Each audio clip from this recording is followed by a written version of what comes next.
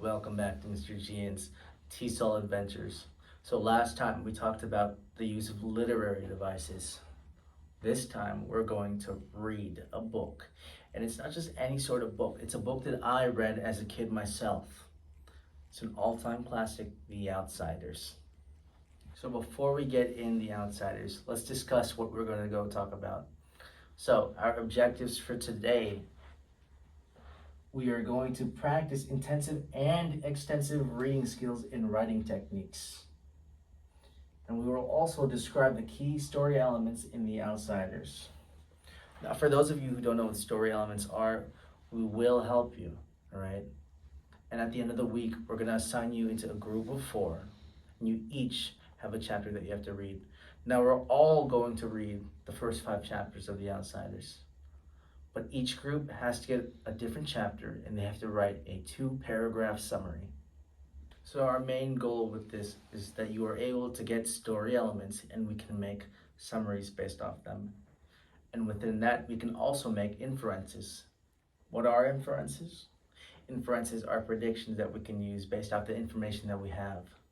So to start off, before we do anything, I want to give you a small summary of what I expect from you guys. First, we have to identify key story elements to make inferences, what I just said, right? And we will go over. And key story elements include the settings, characters, plot, and conflict, right?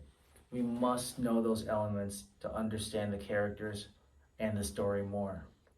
So in addition to all the information I just presented, there is one more thing that I'm going to talk about. All right, we do have to write the key events into small notes to make summaries. It's important that we understand what's going on in the story, all right? And before we summarize, let's collect everything we have. We have the story, the settings, the characters, the conflict, and now we have the events. We need to list that down before we make our summaries. I'm going to divide you guys into groups soon, and I'm going to give you a small rubric of what to do. So let's prepare this. I know you can do this. So right behind me, I have a chapter map that will help you with your groups, right, to finish the assigned chapter and to give you a small rough draft of what I expect for the summaries. So this will be due at the end of class. You all will be reading chapters 1 through 5. In fact, like I said before, I'll read chapter 1 with you. So for the chapter map, what I want you to do is to identify story elements into small notes to understand the progress of our characters. The small details matter when you're reading a story.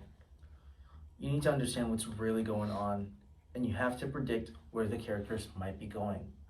If you don't know what's happening now, you don't know what's going to happen, and you're going to be confused at that point in time. So please make that sure.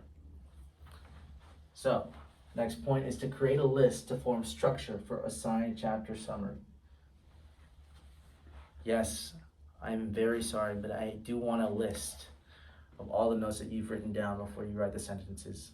It's important that I know that you understand the story, and it's not just things that you made up. And if you didn't see before, it says must include. That's perfect. You understand? So I will give you 50 minutes to read, but before that, I do have one more thing. I'm going to tell you the assessment. So this is how I will do groups. I'm going to put you in groups of 4. Then after, I want you to separate after that. So I've aligned it this way. One group will read chapters 2, another will read 3, and on goes chapter 4 and 5. Right. And once the time is done, before the end of the class, before you switch, I want to take each person from each group and I'm going to form a group that has members that have read the whole chapters. It's no longer one chapter. So let's keep that in mind. And once you guys are done with this, making more notes, that's when you're going to start your summary. All right, and that's the most important part because that's how I know that I'll grade you. I have to make sure that you understand the information. So just a reminder, I'm going to give you a process of how it's going to go down for today. All right, I will need that chapter summary for each group at the end of class. But here's how it goes. I will put you into groups. You're going to read your assigned chapter. And with that group, I want you to go talk about the chapter so you have a greater understanding. And once that is done, we're going to switch you again so every member gets a different chapter. You're going to read through the books a little bit more, and you're going to talk. I want you to tell the other members you're a part of the story and what you think. Once you're done, I want you to write your notes. Remember, this is part of the class. This is a mandatory thing. I need to see that you've done it.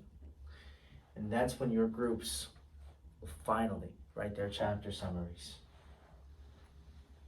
And I'm going to be expecting this before class ends. I know you can do it. So, if you have any questions, please let me know. We have 16 people here, and we have a perfectly evened out groups.